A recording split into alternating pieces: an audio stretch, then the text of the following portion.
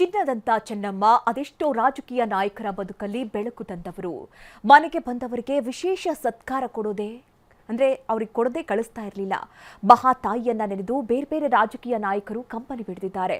ನಾಳೆ ಸಕಲ ಸರ್ಕಾರಿ ಗೌರವದೊಂದಿಗೆ ಅಂತ್ಯಕ್ರಿಯೆ ಅಂತ ಸಿಎಂ ಡಿಕೆ ಹೇಳಿದ್ದಾರೆ.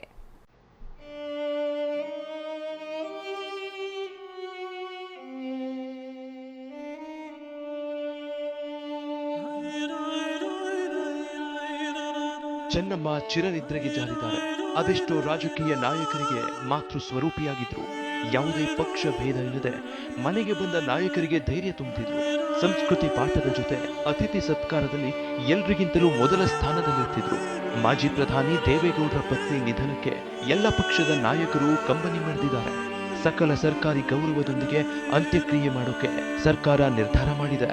ಮಾಜಿ ಪ್ರಧಾನಮಂತ್ರಿ ಧರ್ಮಪತ್ನಿ, ಒಬ್ಬ ಹಿರಿಯ ರಾಜಕಾರಣಿಗಳ ಕುಟುಂಬ, ಕೇಂದ್ರ ಸಚಿವರ ತಾಯಿ ಎಲ್ಲ ಗಮನದಲ್ಲಿಟ್ಟುಕೊಂಡು ನಾವು ಸರ್ಕಾರದ ಗೌರವ ಕೊಡಬೇಕು ಅದನ್ನು ತೀರ್ಮಾನ ಮಾಡಿದ್ದೇವೆ. ತಮ್ಮ ರಾಜಕೀಯ ಗುರು ದೇವೇಗೌಡರ ಪಕ್ಕದಲ್ಲೇ ಕುಳಿತು ಸಿದ್ದರಾಮಯ್ಯ ಸಂತೈಸಿರುವುದು ಎಲ್ಲರನ್ನ ಸೆಳೆಯುವಂತೆ ಮಾಡ್ತು. ರಾಜಕೀಯವೇ ಬೇರೆ, ಮನುಷ್ಯತ್ವವೇ ಬೇರೆ ಅನ್ನೋದಕ್ಕೆ ಈ ದೃಶ್ಯವೇ ಸಾಕ್ಷಿ ನೋಡಿ. ಪತ್ನಿಯನ್ನ ಕಳೆದುಕೊಂಡ ದುಃಖದಲ್ಲಿರೋ HDDಯವರ ಕೈ ಹಿಡಿದು ಸಿದ್ದರಾಮಯ್ಯ ಸಾಂತ್ವನ ಹೇಳಿದ್ರು. ದೇವೇಗೌಡರ ಕಣ್ಣೀರು ಒರೆಸಿದ್ದಾರೆ.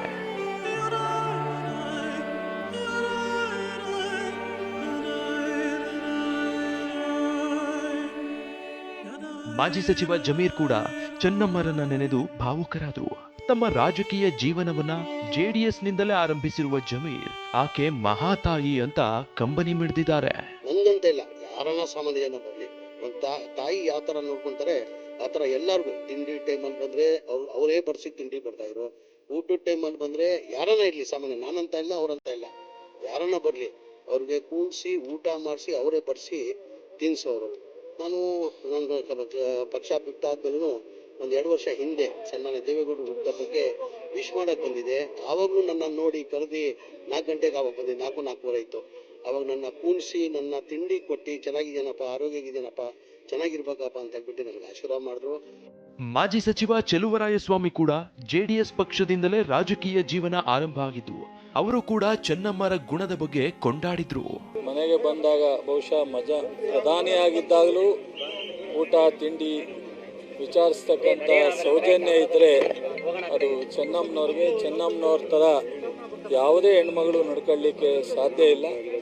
ನಮಗೆ ಅವರ ಅಗಲಿಕೆ ಈ ನಾಡಿನ ಜನಕ್ಕೂ ಈ ರಾಷ್ಟ್ರದ ಜನಕ್ಕೂ ಒಂದು ರೀತಿ ನೆನೆಸ್ತಕ್ಕಂಥದ್ದು. ಮತ್ತು ದೇವೇಗೌಡರಿಗಂತೂ ಅತ್ಯಂತ ಒಂದು ಶಕ್ತಿ ಅಂತ, ನಾರಿ ಒಂದು ಶಕ್ತಿ ಅಂತ ಏನು ಹೇಳ್ತಾರೆ, ಹಾಗೆ ದೇವೇಗೌಡರಿಗೆ ಅವರಿಗೆ ಒಂದು ಶಕ್ತಿಯಾಗಿ ಅವ್ರ ಜೊತೆನಲ್ಲಿದ್ದರು. ಸಿಎಂ DK ಶಿವಕುಮಾರ್ ಅಂತೂ ಮಾತೃಸ್ವರೂಪಿ ಚೆನ್ನಮ್ಮ ನಿಧನ ಕೇಳಿ ನನಗೆ ಆಘಾತ ಆಗಿದೆ ಅಂದ್ರು. ದೇವೇಗೌಡರ ಕುಟುಂಬ ಸೇರಿ ಅನೇಕ ರಾಜಕೀಯ ನಾಯಕರ ಬದುಕಿಗೆ ತ್ಯಾಗ ಮಾಡಿದ್ದಾರೆ ಅಂದ್ರು. ಮಾತೃ ಸ್ವರೂಪಿ ಚೆನ್ನಮ್ಮನವರು ಅವರ ನಿಧನ